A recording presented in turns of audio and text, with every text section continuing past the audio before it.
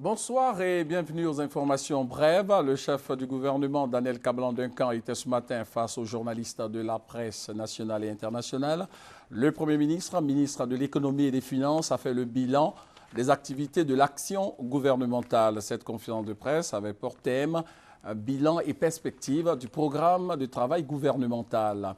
Il s'est agi donc pour le Premier ministre Daniel Kablan-Duncan, ministre de l'économie et des finances, de présenter les actions déjà menées par le gouvernement et c'est l'avenir. Le compte-rendu complet de la rédaction au journal de 20h. Comme annoncé depuis quelques jours, l'opération d'exhumation des restes des morts victimes de la récente crise post-électorale a effectivement démarré ce jeudi. Le lancement de l'opération a eu lieu à la mosquée principale du camp militaire dans la commune de Yopougon en présence du garde des Sceaux, ministre de la Justice, des droits de l'homme et des libertés publiques. Yédema Koulibaly a donné le premier coup de pioche de l'opération d'exhumation. Nous reviendrons sur ces images au journal de 20h. À quelques jours de la campagne pour les élections couplées municipales et régionales du 21 avril prochain, eh bien, le réseau ivoirien des femmes pour la réconciliation nationale et la cohésion sociale a initié ce matin une campagne d'information et de sensibilisation. Ce réseau des femmes, organisation de la société civile, a lancé un appel à l'apaisement à l'ensemble des candidats et aux électeurs pour garantir un bon déroulement du scrutin.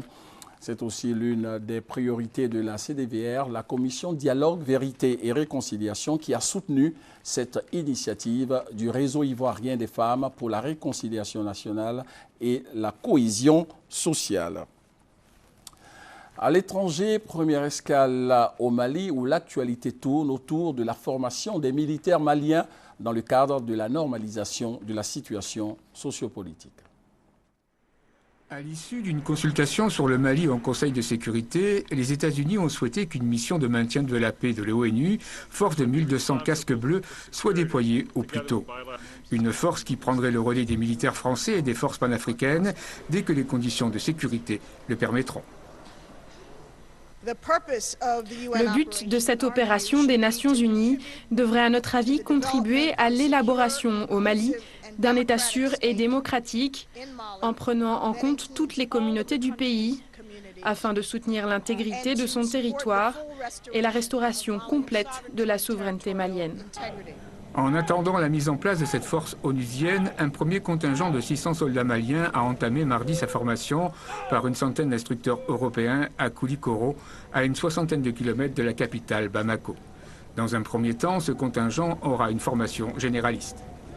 Nous attendons beaucoup de cette formation, puisque nous avons des faiblesses. Nous pensons qu'avec ce temps d'entraînement et de formation, chaque élément sera disponible, prêt à remplir sa mission qui sera dévolue dans le cadre de la libération du Nord et de la stabilisation du Mali. Cette formation de 10 semaines débute alors que la France prépare son désengagement partiel de ses 4000 soldats déployés dans le pays. À terme, la mission reconstruction de l'armée malienne comprendra 550 militaires de 13 pays européens. J'ai discuté avec des soldats maliens, ils sont particulièrement fiers et honorés de venir ici, suivre cette formation et de faire partie de ce bataillon. Objectif, professionnaliser les soldats maliens pour qu'ils soient capables de résister aux attaques des groupes djihadistes liés à Al-Qaïda. En dépit de l'intervention franco-africaine, la persistance de l'activité djihadiste rend nécessaire dans l'immédiat la formation urgente de l'armée malienne.